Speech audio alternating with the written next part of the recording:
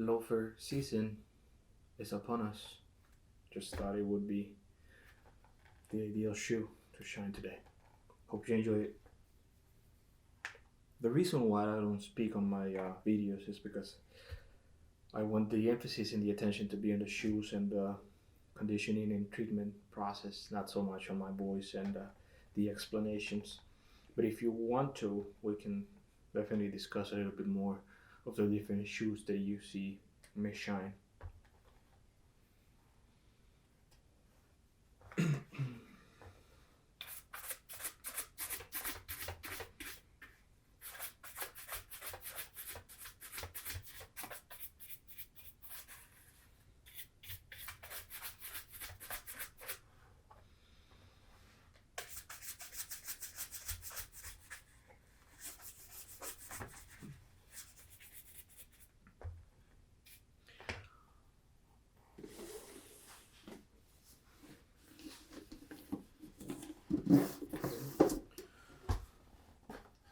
As you can see from the box, the color is described as plum museum.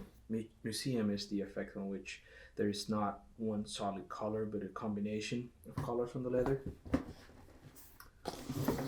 So for that reason, then we also have to have a cream that it's either neutral so that you do not change the color, or a combination of creams, which is what I do sometimes to try and match the color. In this case, I think I'll try a combination.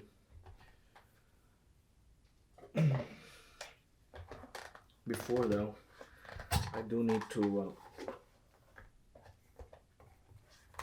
condition the inside of the shoe, the lining, which is made out of leather. Sometimes they get neglected. They also tend to dry. As a matter of fact, I have a pair of shoe here that, as you can see, this is what happens when you neglect conditioning the insoles. I mean the linings.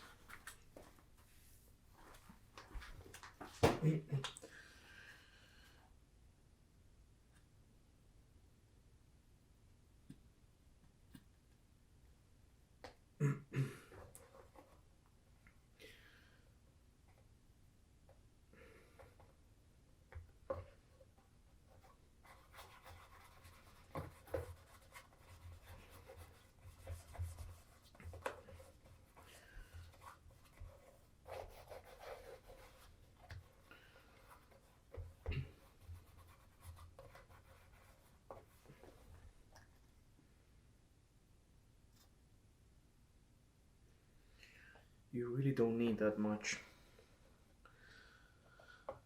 but this is the mating shine for these pair of shoes, and I don't know how long Justin had them stored before I bought them, and then I most certainly have had them stored for at least 3 months. So while that is drying, the cream, let's condition the Welt, which is the thread that connects the upper and the sole, because it is type of fabric. You do want to condition it, and in this case, what I'll do is add some wax so that it repels moisture a little bit better. To avoid changing the color, I'm gonna use a neutral wax.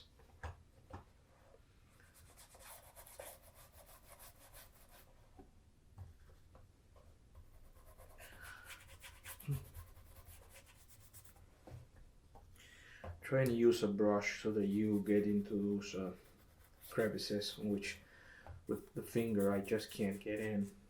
Plus, well, you start preparing the soles for a shine as well.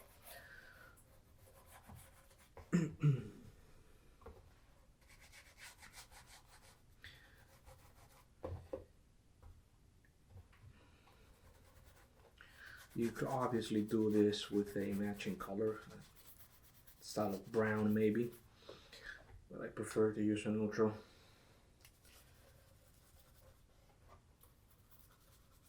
Just give me that peace of mind that I'm not actually altering the original color of the shoe.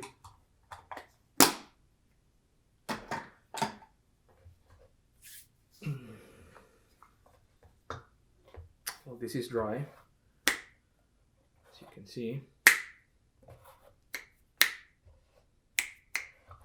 So now we can proceed and insert the shoe tree again.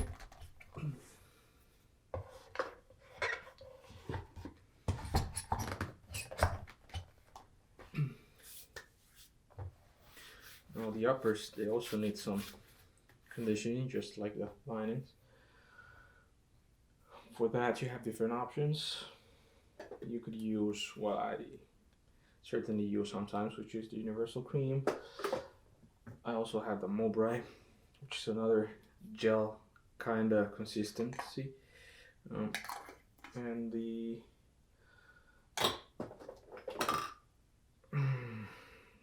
conditioner from Pure Polish, which we could use as well. Or we could also try the Renovator, which is what I think I'm going to use on this pair. So just a little bit, add a couple spots, and then spread it thin. You honestly don't need that much.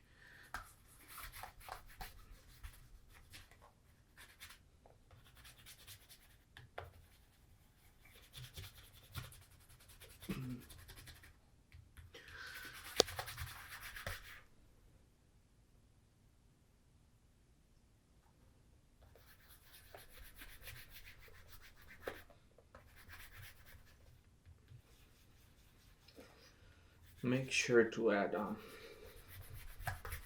moderate pressure on the cream and the upper, so that it try your best to push it into the leather.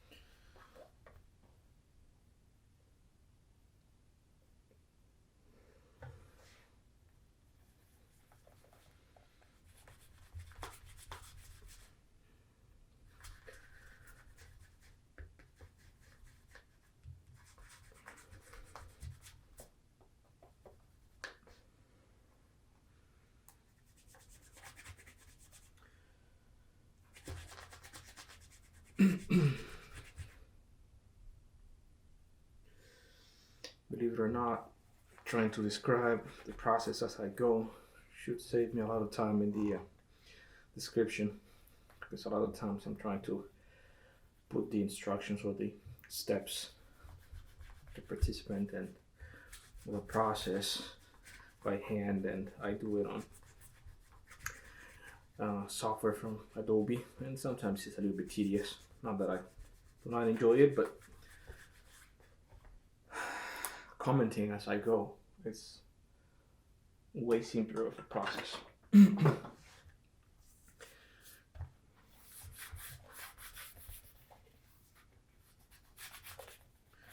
Sometimes I do some cuts so that you don't see certain things. Like for instance, make sure that the uppers are dry before I actually start brushing, and I try to do it as best as I can so that it's not noticeable. So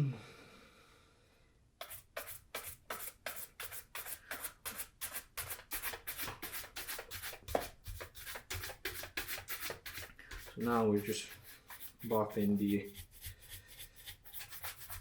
cream Renovator, because of its contents, main coil, and there has to be some sort of wax in there. The shoes develop a very discreet shine. As you can see also, well, they were originally rather new from the box, so the outsoles they already start shining, but granted they also had some shine from the manufacturer.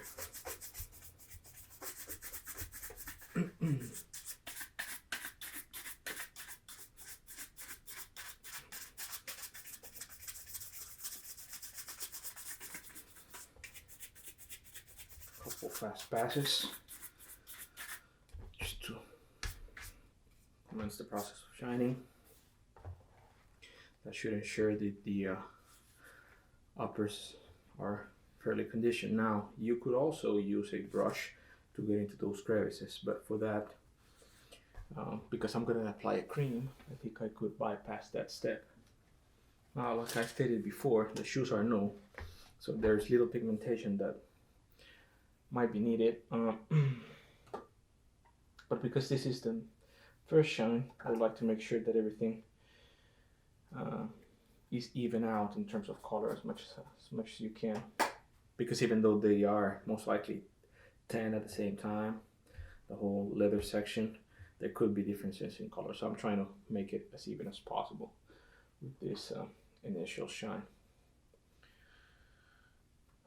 Because this is a reddish brown, I don't have a specific color that could be, well, listed as plum from Saphir or Brift or the different brands that I use. Put black also, as you can see in here. So what I like to do sometimes is just, and you've seen in the previous videos, I just try to combine. So I'll use a little bit of neutral and some cognac to add a little bit of brownish reds. And I also think I have a Hermes red, which would be something that could also be used on this one. Apologize for the mess. Yep, red Hermes. So these are the creams that we will use. I'll start with the neutral, which is going to be the bulk of it. Put it in there. I think this should be enough. Then add a little dab of cognac and a dab of Hermes red.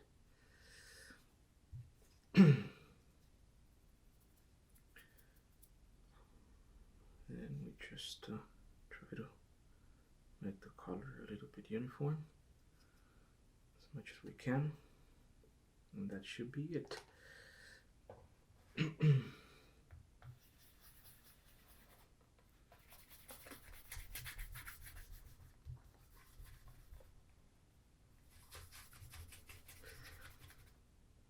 You definitely don't need that much. Like I said, what we're trying to do here is trying to make sure that the colors are as even as possible on the shoes.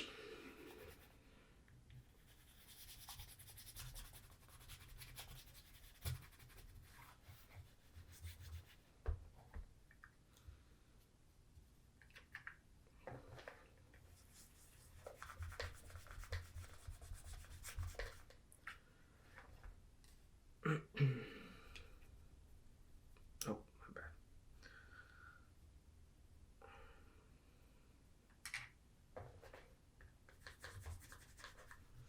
Now, a lot of people, this is just me being pedantic, because a lot of people do actually enjoy the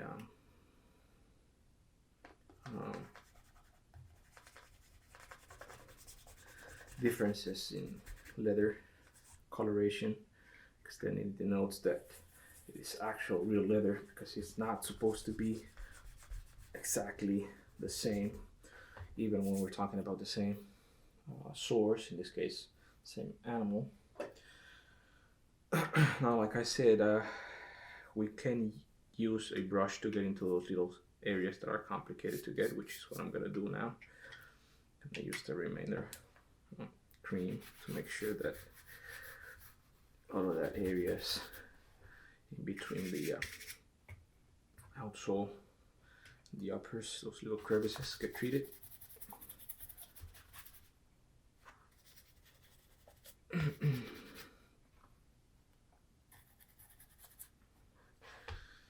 And I think I've miscalculated the amount, so I'm just gonna use a little bit of neutral for the other one.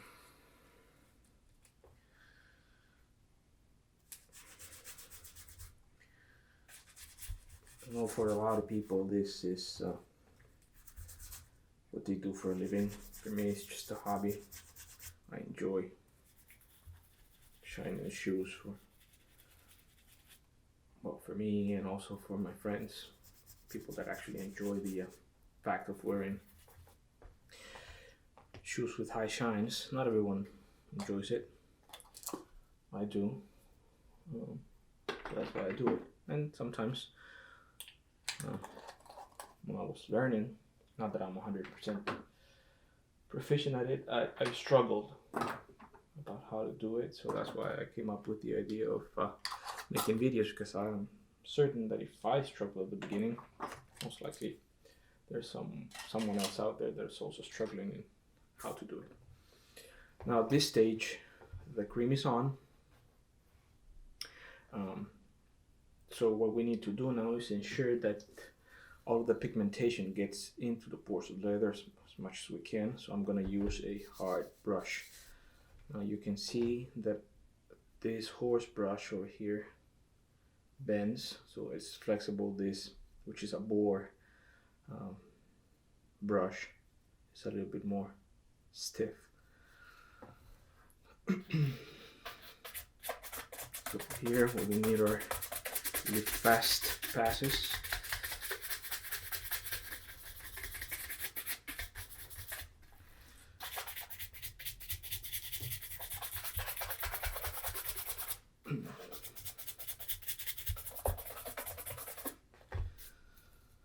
Same goes to the other one. Couple fast passes.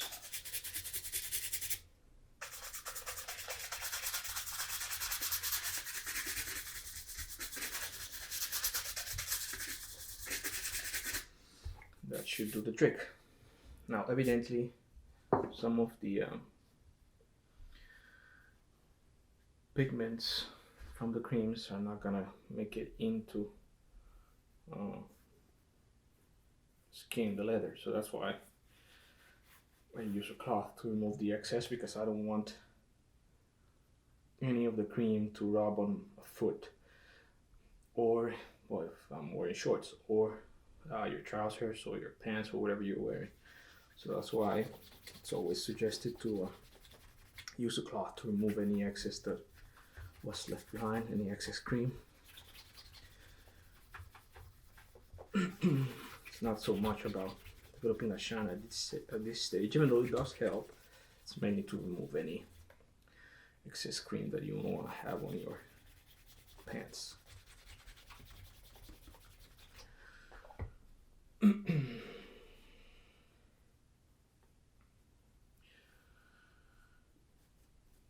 So,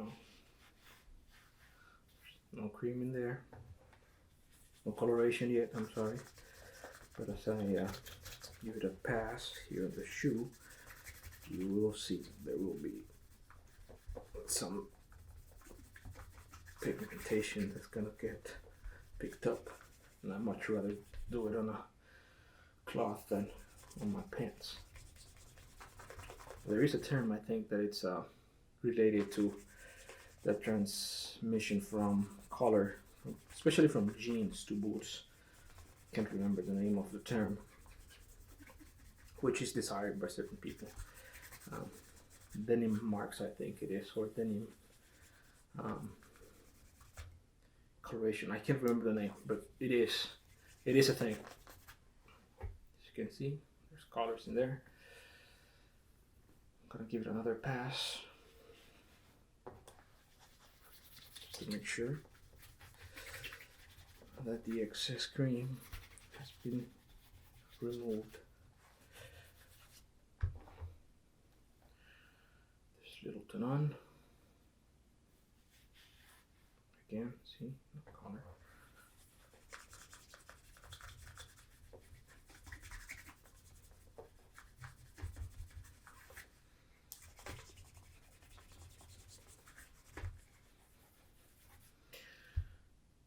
So at this stage, I think all of the pigmentation that was not taken in by the leather has been removed with this cloth.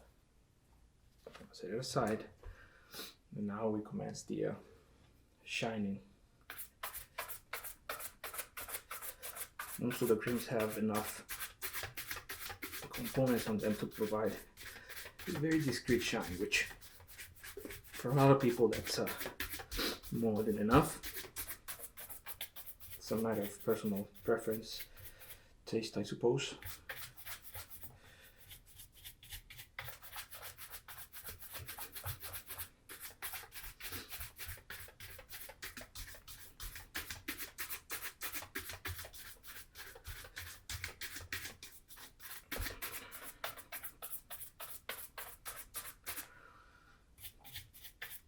You can see how one is a little bit more dull, matte, the other one is a little bit more glossy or shiny. It's just with the cream. A couple of passes with the brush. Now this is calf, so the amount of brushing that is required is not as much as if you were dealing with shell cordovan. I have to admit it's rather odd talking to myself. I know eventually you will see the video with my voice in, but as I'm recording it, it's just strange.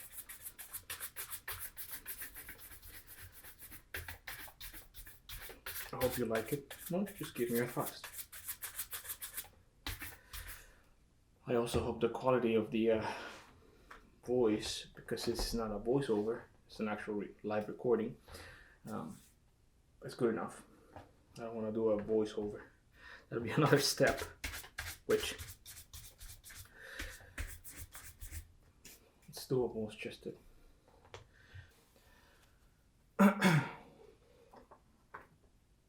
at this stage, if you want to make sure that with your mirror shine you don't want to change the color, then I would suggest that you use a neutral wax as a base. That way any other wax that is laid will be on top of the original neutral waxed layer, and that minimizes the risk of you darkening or lightening the original color of the shoe. Now for this one, there's specifically no plum color, I think, for the different providers of waxes. I will go with neutral and also maybe a little bit of a red. I don't know if I have red wax. We'll see. Most of the time I do anticipate and prepare everything, but this time I'm just winging it.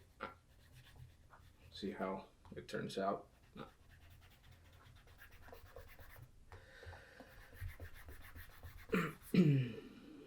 Always remember to make an application or two of wax on the leather outsoles and the edges.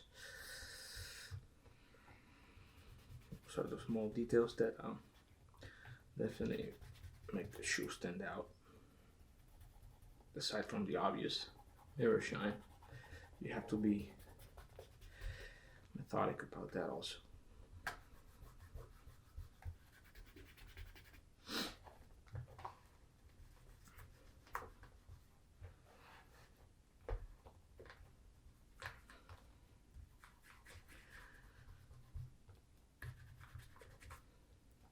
small amounts and build up instead of one huge load. You try to do is add the wax in small amounts, build up.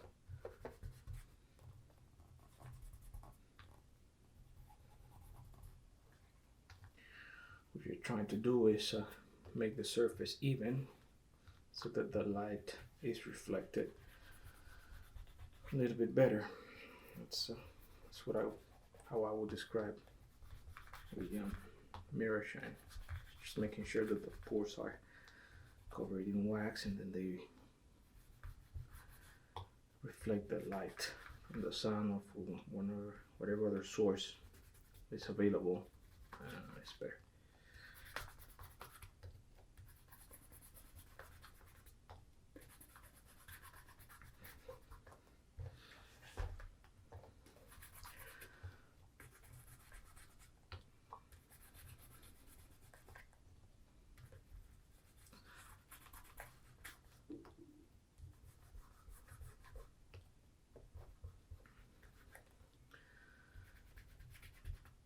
This is the most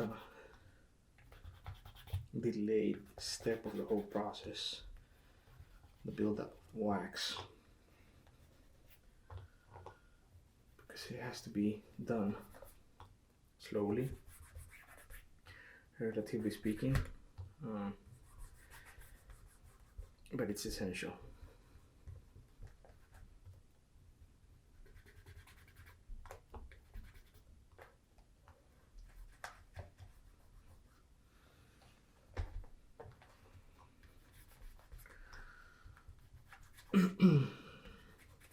Now here I'm just using regular wax from Brift, Japanese brand, but there are specialized waxes. Saphir is famous for having these mirror gloss products that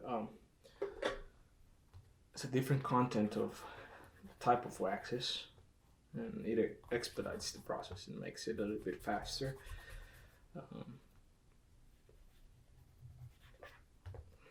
So the content of bee wax, and I think it's the other one is a plant wax. Can't remember the name of it right now. It's the proportion of one versus the other that makes it a lot drier and faster to develop a mirror shine.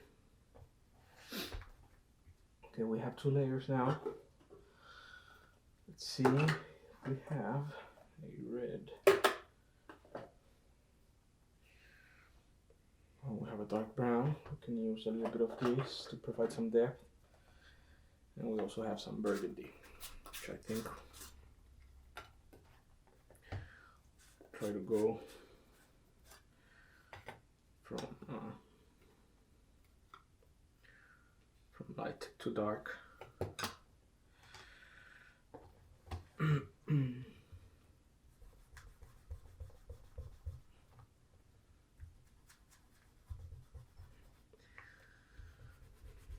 By this stage, you should know that the mirror shine should only be applied to those areas on the shoes where the shoes are not gonna bend and flex, because then, well, it'll just look strange.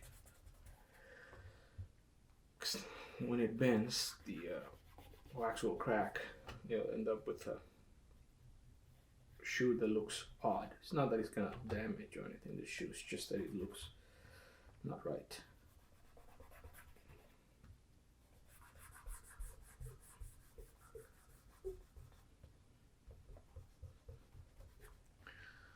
Slow and steady.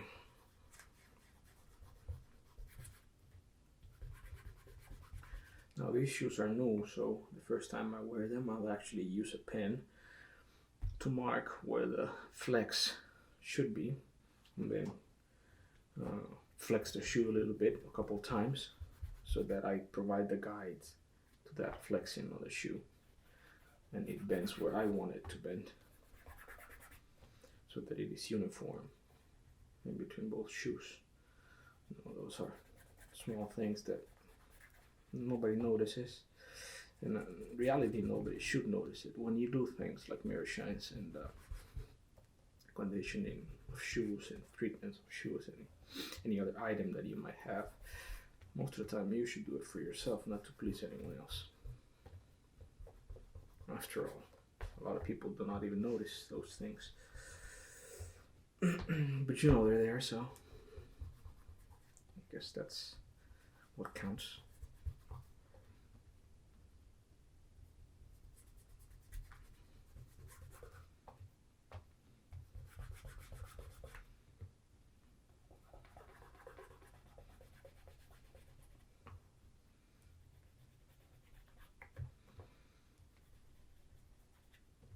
I'm sorry that I haven't published videos for the past 2 or 3 weeks, but I've been just trying to adjust to this current situation in the world, and even though this is relaxing and cathartic to me, I just haven't had the time.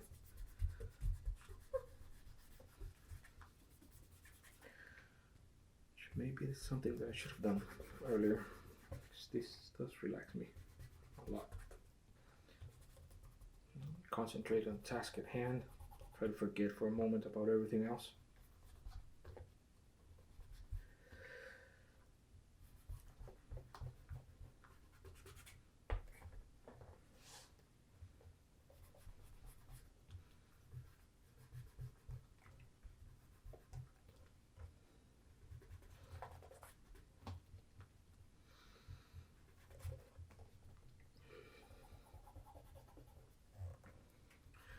Okay, now that we have had a layer of neutral to cover most of the shoe and a layer of burgundy, we will focus the darker color in this case, the brown, on the lower parts of the shoe, so that it transitions from darker in the bottom to lighter on the top. Now the transition is going to be rather subtle, and like I said, most of the time nobody's able to see those things, but you know they're there, and that's how you want them anyway. You don't want, at least that's my preference, I don't want something too in your face. So I'll use the darker brown just in the bottom, both the toe cap and the heel, to create a burnish effect, which we already did in a previous video with a pair of derbies, which we tried a different method that I saw from Canadian mounties, which they use a sponge and different creams.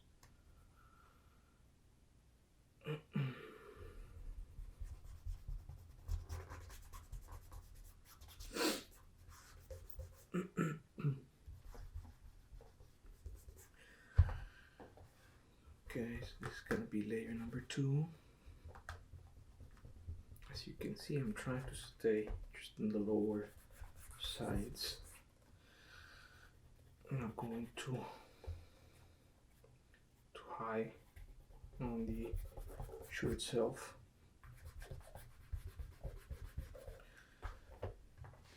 So it should be number 2 for brown.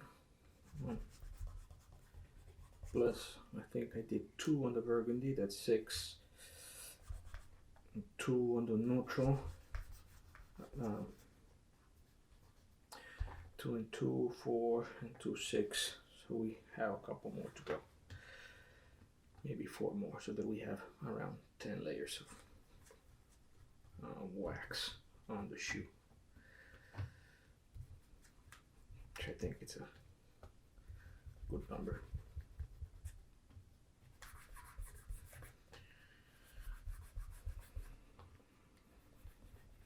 After all, this is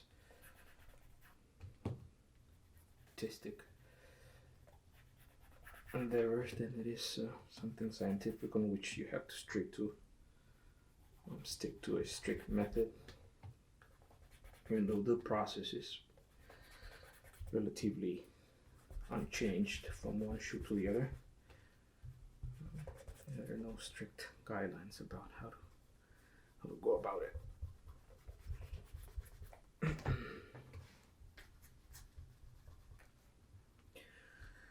By the way, if you're interested in having your shoes shined, just drop me an email.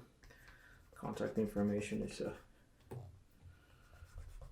gonna be posted. It has been posted. It's always on the description side of the video, where you will find the process as well.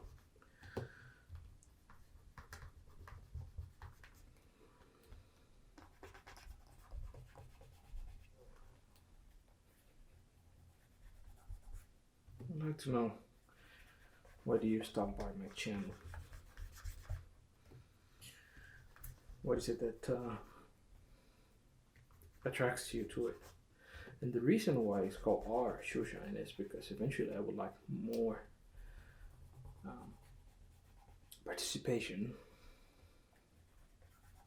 either from your shoes, or actually if someone wants to come in and join and do it together, then we should do that. That's why it's called our shoe shine blog, not my shoe shine blog. So I want to have more active participation from everyone else. That's the idea. It doesn't happen, and that's okay. As long as you're there, stop by every now and then, say hello, maybe pick up a trick or two. Or if you're not agreeing with something that I did, then, well, we can always have a conversation about it.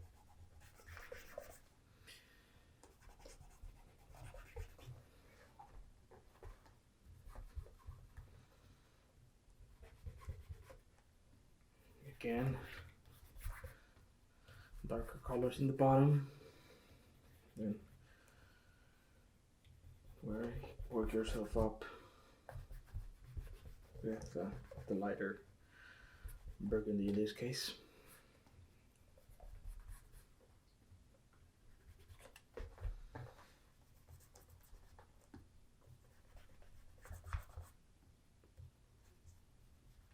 Make sure that the amounts of wax are small. See, it's just a small pass, and spread it thin in the leather, almost to the point on which the leather starts squeaking. I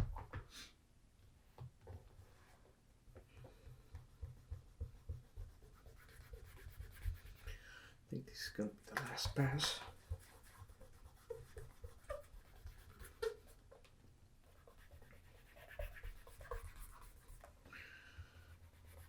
For the burgundy.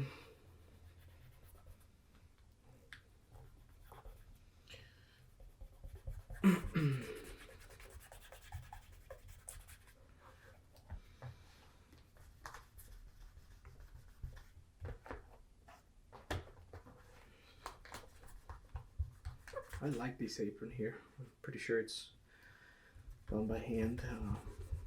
It just gives the shoe some character, and these butterflies over here, I think that's the name of it. It really makes it a little bit of a different style. I do have the penny loafers, which is the more traditional loafer, but you know,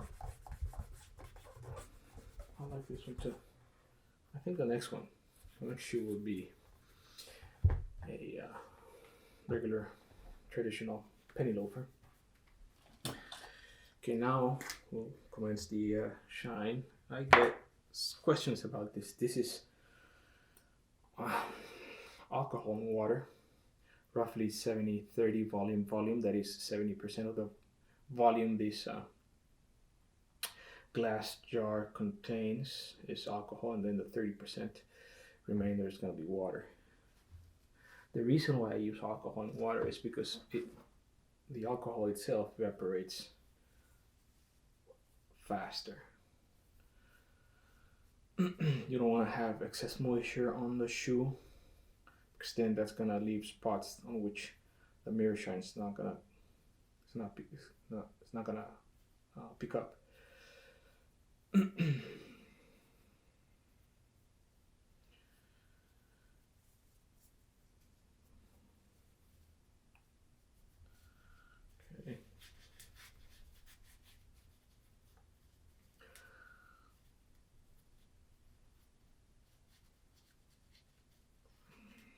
Make sure this is taut and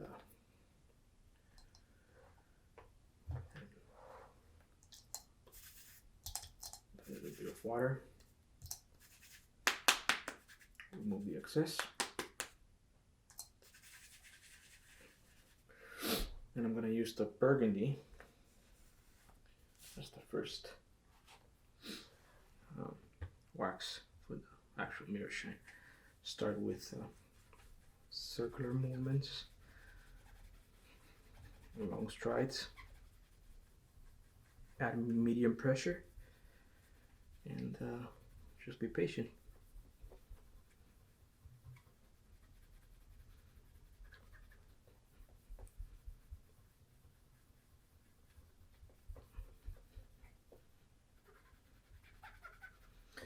If you have done it right, as soon as you touch it, you see a very evident increase in how the shoe shines. I'm not saying that you're going to develop a mirror shine just by touching it, but you can definitely see a change immediately almost.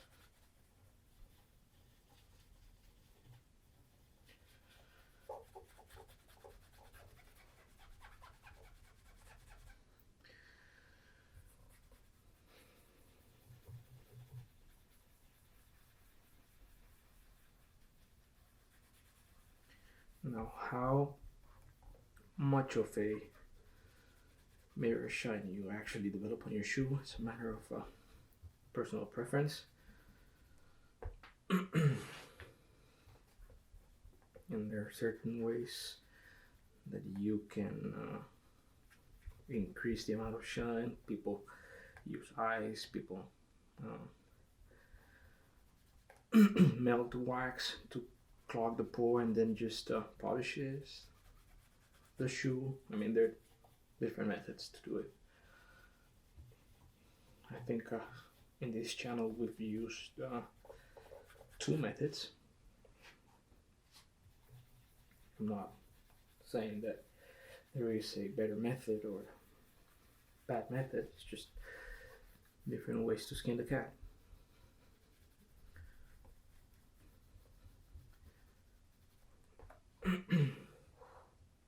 So still, just with a couple of passes, you can actually see a difference.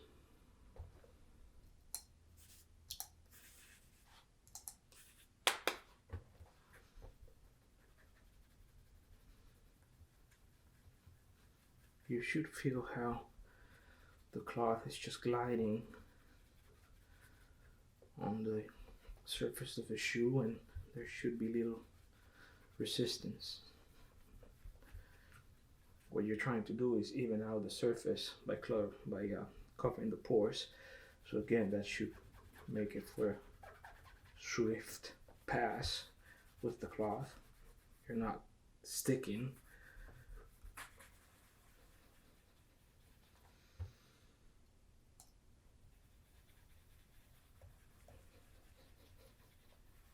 At this stage, just like in most of the steps, contrary to popular belief, less is more. So you don't need that much. You barely touch and pick up a little bit of wax, and you use very little amount of moisture.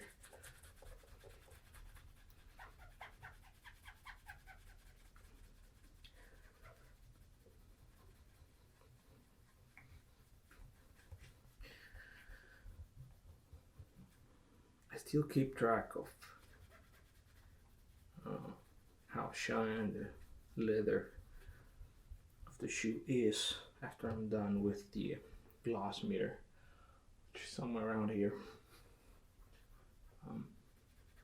Then I have a little log book think that's a little bit pedantic, but it's always interesting to see if there is a correlation between colors, leather styles, and even the products that you use.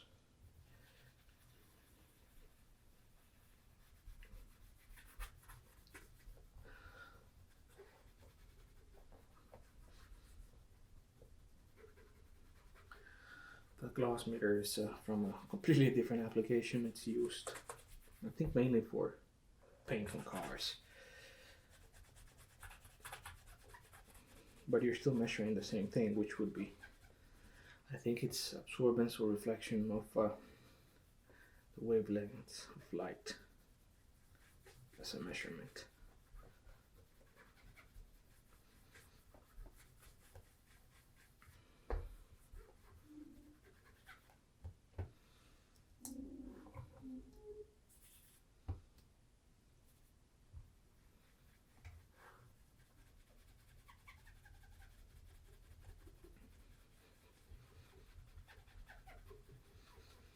Now when you do circular movements, you take care of the upper, but you're also touching the sole, and that makes for a uniform mirror shine on the, but also the sole of the shoe, which is something that you previously waxed, so it will pick up a shine. Just make sure that you do it uniformly on the soles at least. Obviously there are parts in here on the upper that are not going to get mirror shine because we already discussed that where it flexes it could lead to just an unpleasant, it just looks odd, but that doesn't happen to the sole, so you can make sure you are a little bit more vigorous on the edges of the sole.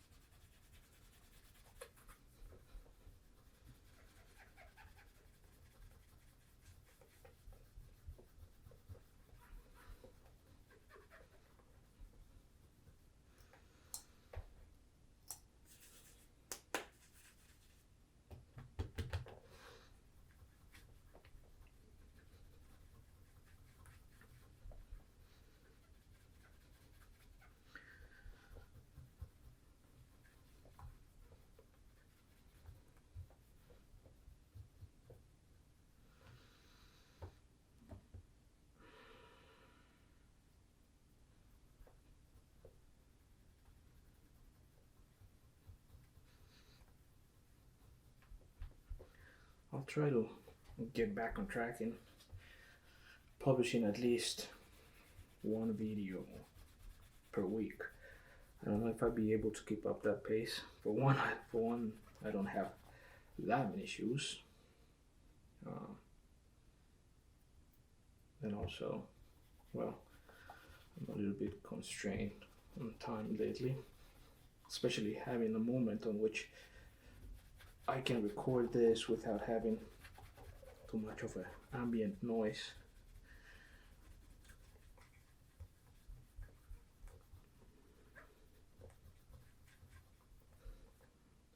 It's not that this is a studio, this is actually a basement of the house. So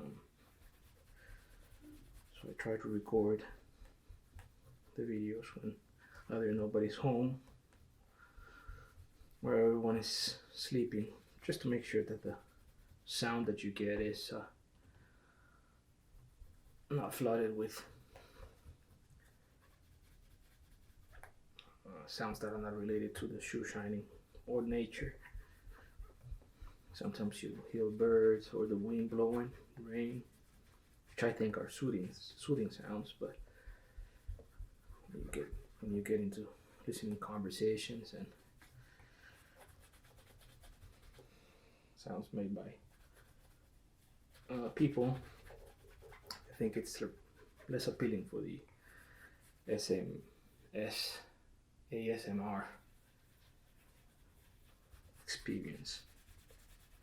I don't know if that's why you stop by the channel anyway, but if that's the reason, then And that would be the reason why I do not publish videos also more often.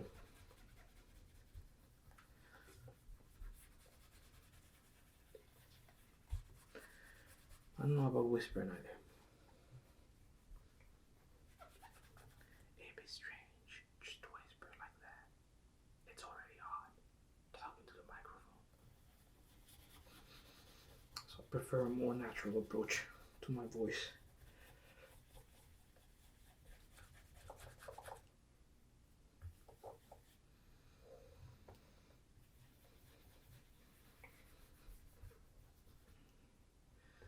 Well, as you can see, we have used the burgundy for the first stage. Well, let's do the same thing on the other one.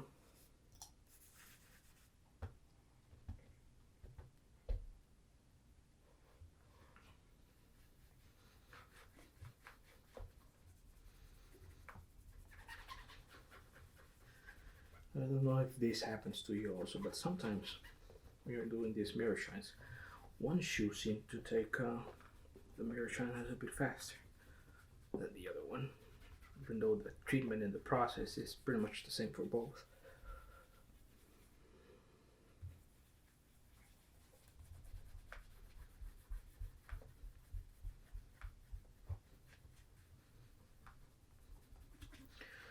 You know, my videos are lengthy because I do not edit them that much, on which I remove this intermediate stages on which the mirror shine is being developed. Sure, I could do that and have videos maybe 5 to 8 minutes long. But again, when I was learning this, it was a bit frustrating to me. And I was trying to develop a mirror shine, and then I just saw the videos from people going from A to B and those stages in between. They were not saved or recorded, and then I didn't know if what I was doing was right. So that's why I try to record as much as I can.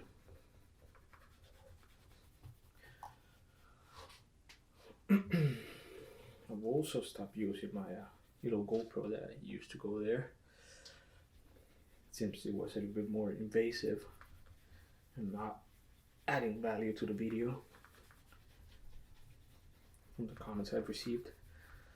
I do read them and I try to respond to them as often and as fast as I can.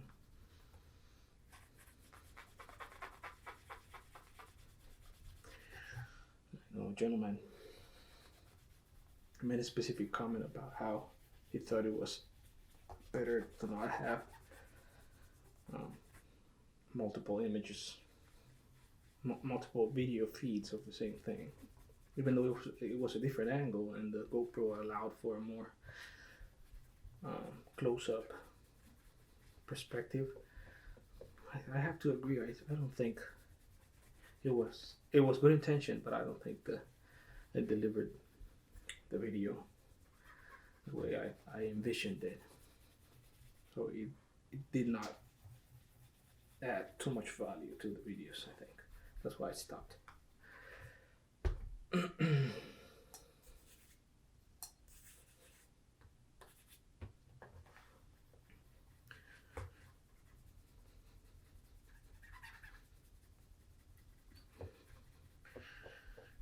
Now, as you can see, sometimes I wet the cloth directly on the water. Sometimes I add droplets on the shoe itself.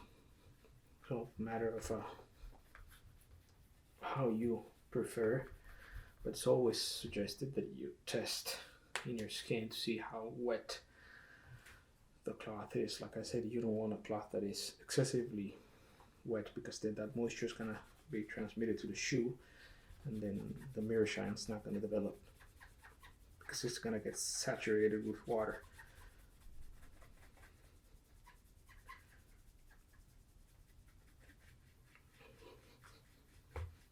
and it has happened to me before. Obviously those things I have removed from my videos. I suppose nobody wants to see mistakes, even though sometimes they do provide insight. They can be educational.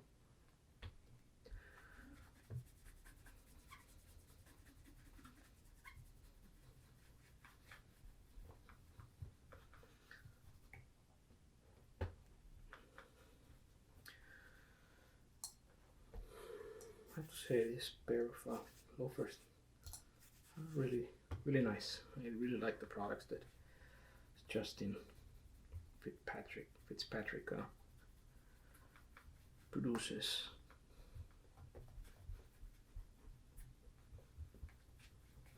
I like those small details, like the closed channel here for the Welt on the soles. Yes, you'll walk on them and they'll become undone eventually, but it also just tells you how much they care for the details. Like I said, most likely nobody will notice them, but you know they're there.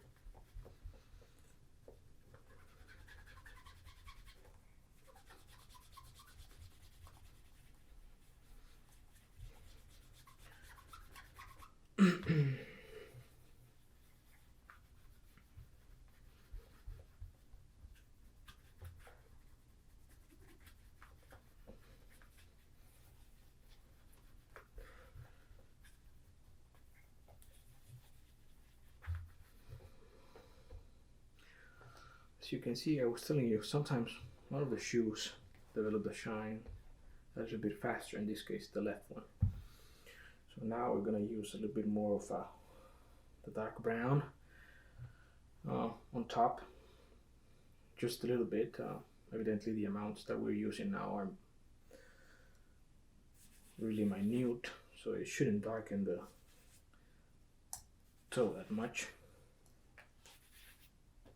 But it's just to make the overall colors on the mirror shine a little bit more interesting and appealing, provide some depth and make the color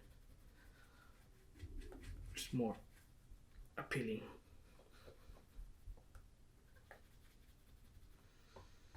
Some people enjoy painting the patinas on their shoes, which seems it's a trend.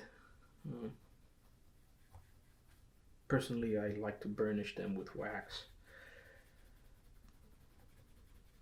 Patinas tend to be a little bit more what's the word that I'm looking for? Long-term commitment, if you may.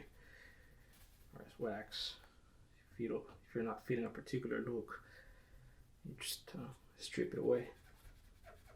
And if you took care of the original neutral waxing, the overall color of the shoe should remain relatively close to what it was originally.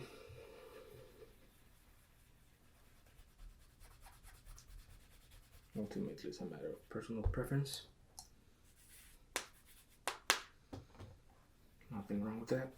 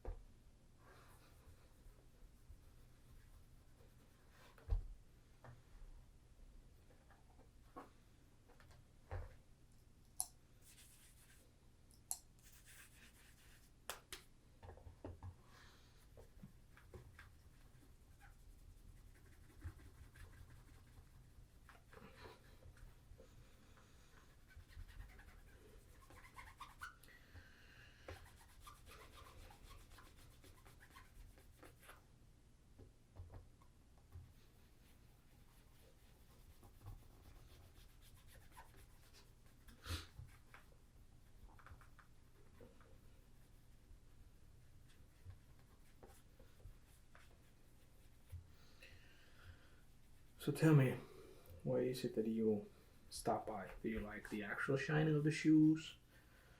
Are you here for the noises and the sounds? Um, it's a little bit of both, I suppose. Just, share with me what your thoughts are. I know I've gotten some requests about doing some reviews on shoes. I think that I can definitely do.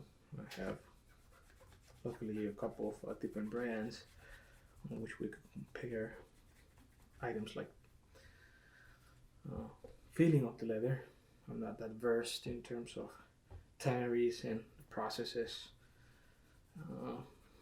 but we can definitely compare the weights of the shoe, how the leather feels, also the oils and construction, sole, the shoe, how the lining feels, not just certain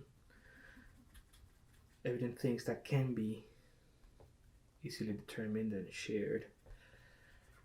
Comfort is going to be a little bit different because, well, obviously you cannot feel the shoe, but I can try and describe it as best as I can so that you get an idea.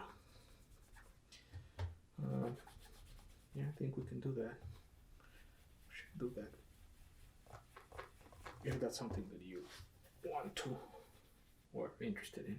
There are a lot of channels that do that, so that's something also I really don't want to get too much into, because I think that there are people out there that are more knowledgeable. I just can share with you what I think about the different brands that I have had the chance of trying, which is something that I've always tried.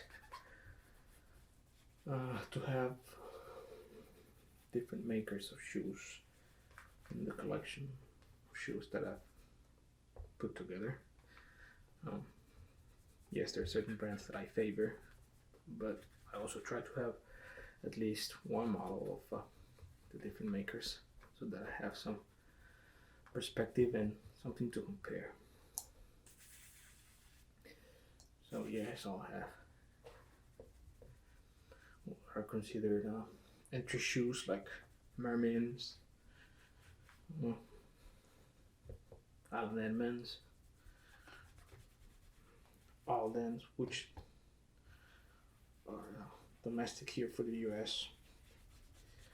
Then I have a little bit more of a higher grade, if that's a thing, like Carmina's. Well, this Justin Fitzpatrick is a really good brand. Carlos Santos triggers, Insole, Bonafé, and then I been lucky enough to have what is considered a little bit more expensive shoes. Evergreen,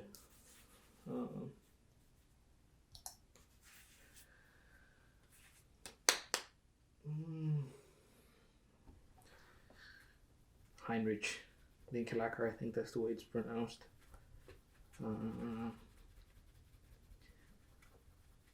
Corte, France. Altan from France as well.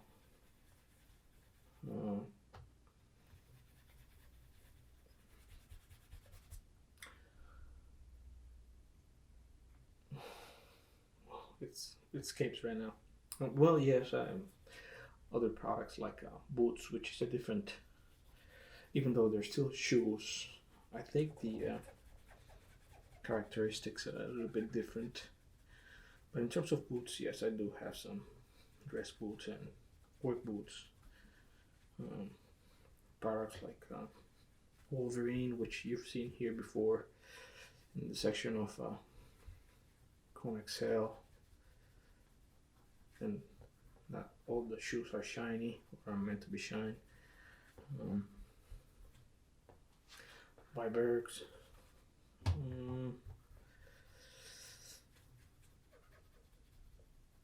Carmina's as well.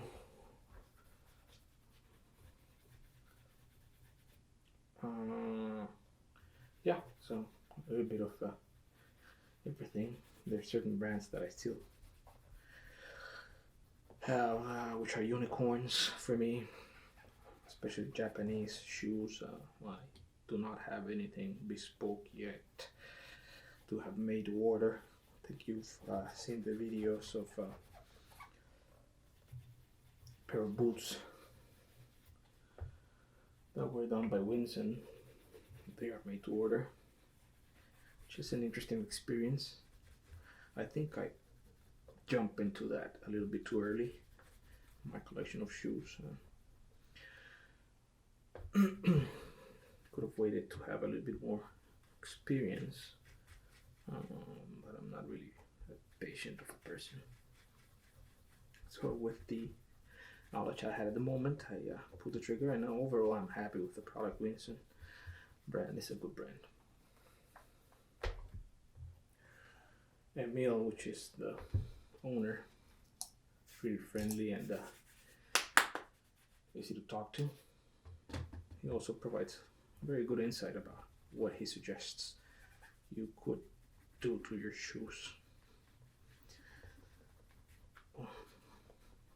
Again, well, in terms of brands, I also have some vintage shoes, Forshine vintage shoes, Churches, even Alan Edmonds, vintage. A couple of Spectators that are vintage, which is interesting because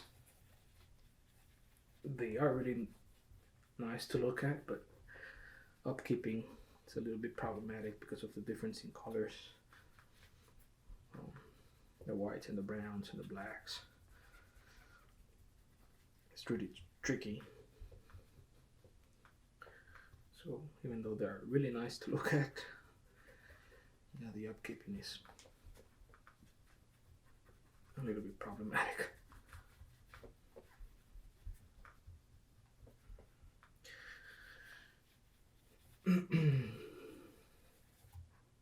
Well, I'm reaching the point where the mirror shine is picking up now a little bit faster. So now I'll go 1 and 1 for the most part to try to even out and create a more dynamic color of the mirror shine.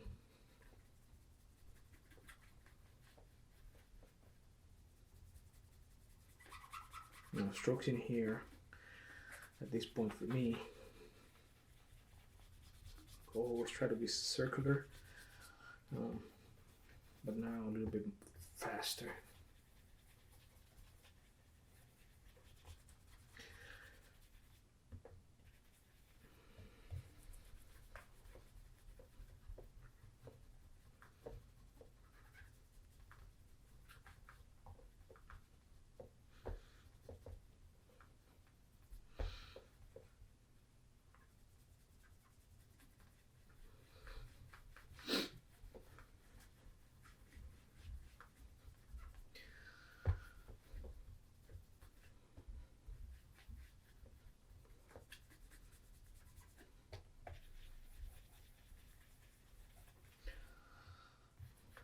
I follow a lot of Japanese shoe shiners.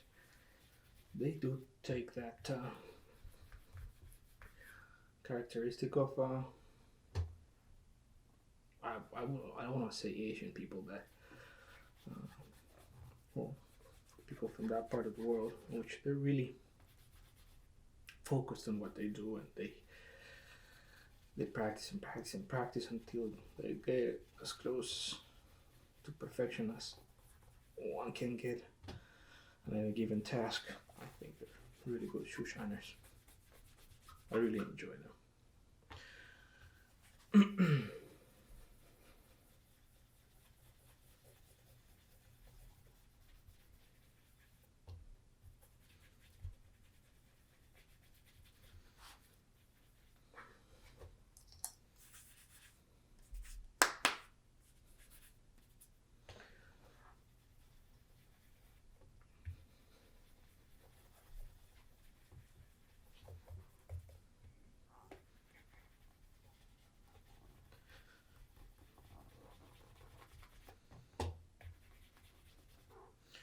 Maybe one of these days we'll discuss about the different styles of shoe trees.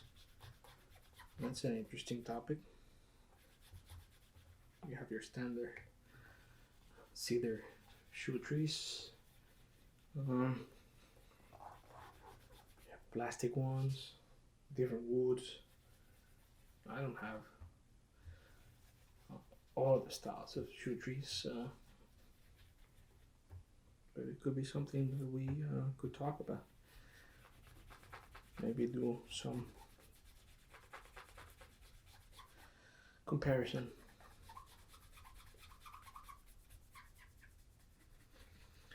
I don't know. What do you think?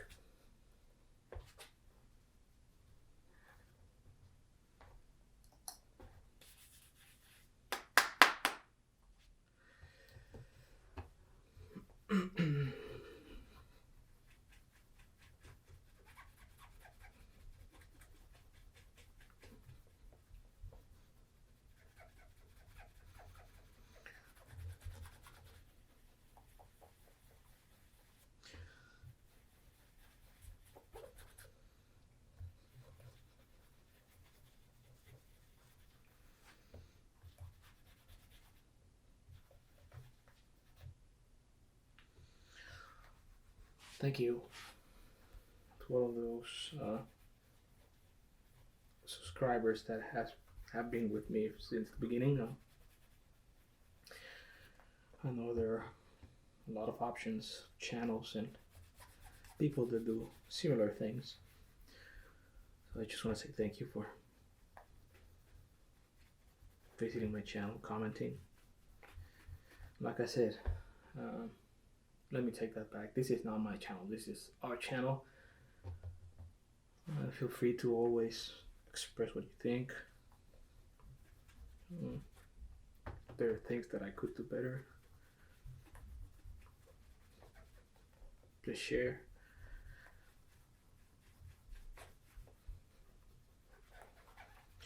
Again, this is a hobby for me and a way to deal with stress and issues that everyone has in terms of life.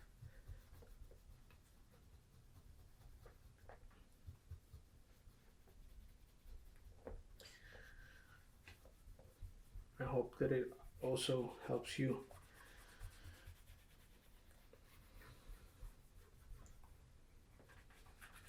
in whatever capacity it does, whether it's by distraction or the white noise, I'm sorry.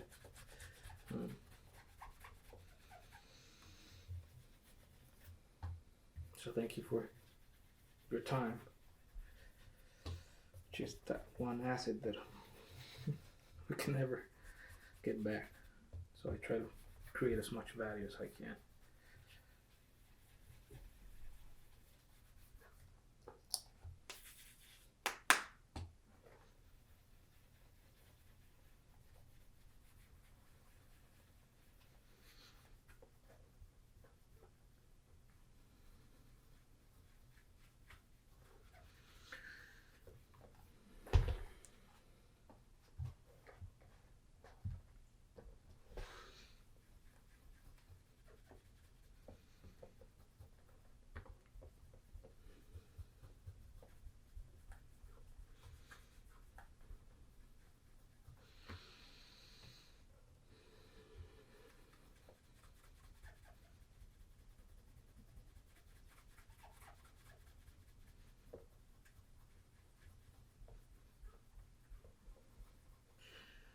If you're curious, I'm recording the videos now with an Android phone, and I have a H1N microphone. I'm trying to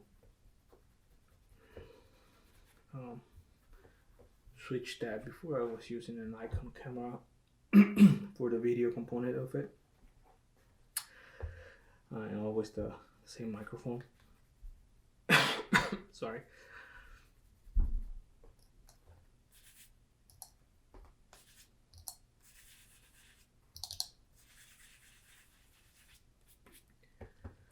Now, these phones, they do a great job. Obviously, there are better products out there to record videos, but the, this Galaxy Note that I'm using, it's a fairly good job.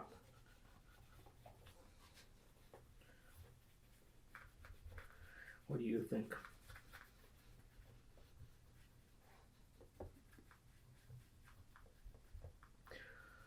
I have a set of lights also to provide artificial lighting and make them as uniform as possible. And that's about it.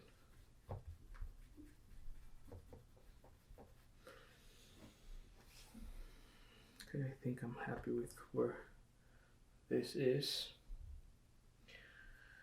Now from here, I'll try to make the other sections of the shoe shiny. Remember that there was wax everywhere else in the shoe, so I'll try to wet the brush just a little bit, remove the excess moisture, and bring out the shine.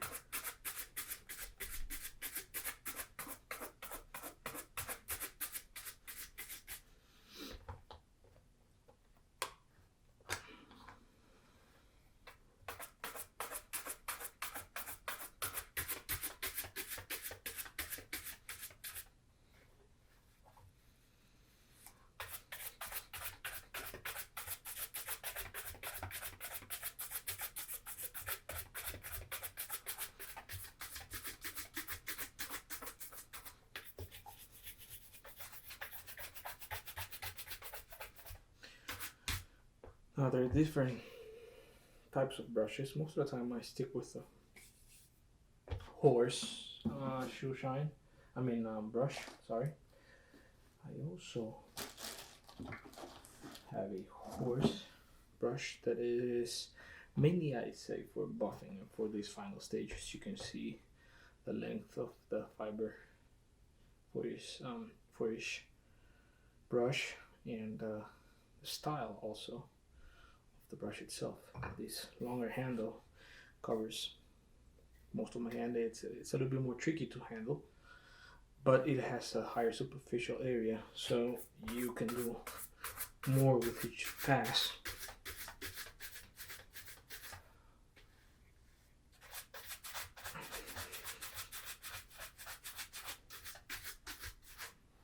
So I also have a goat brush that I know it's just for finishing. Right now, let's make it even with this horse. We'll do the goat for another video.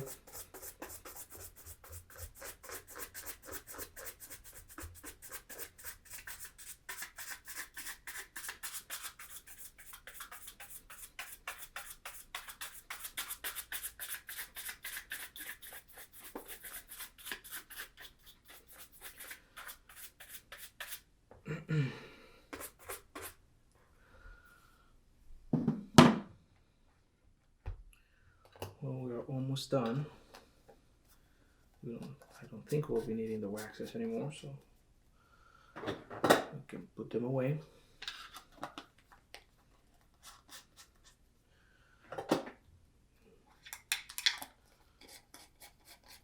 Now we'll use only the cloth and some water and alcohol to give the last pass. Now this last pass is going to be longer strokes and relatively faster speed.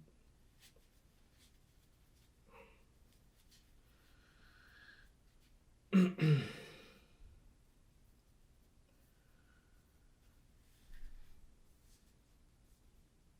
like my cloth. It's an old diaper. Even though I have other cloths, I end up using this one quite a lot. Personal preference, I suppose.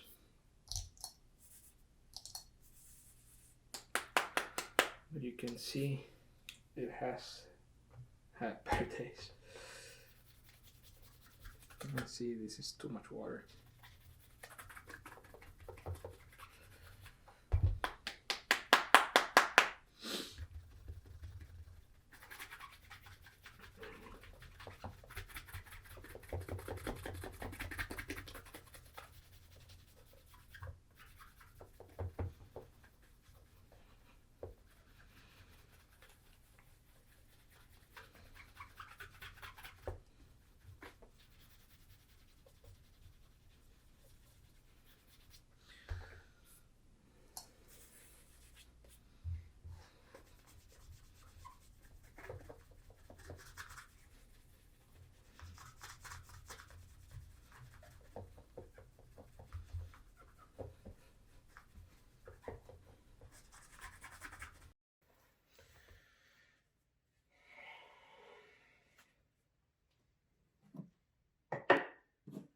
Even though when I try as much as I can to just grab the shoe by the shoe tree, there are certain areas where you leave certain fingerprints while you're manipulating the shoe.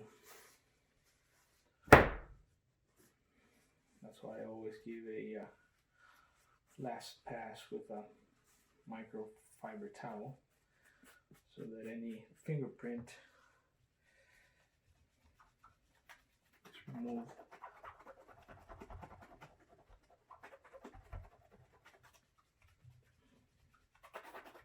You have to remember that you have oils on your skin, and when you leave fingerprints on your shoe, they are rather evident.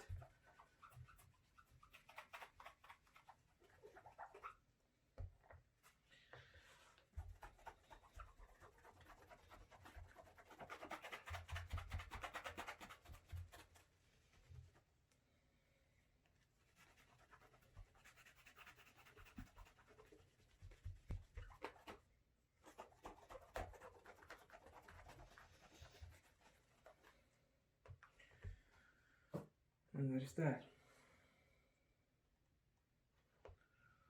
Another pair. Turn it around for you to see.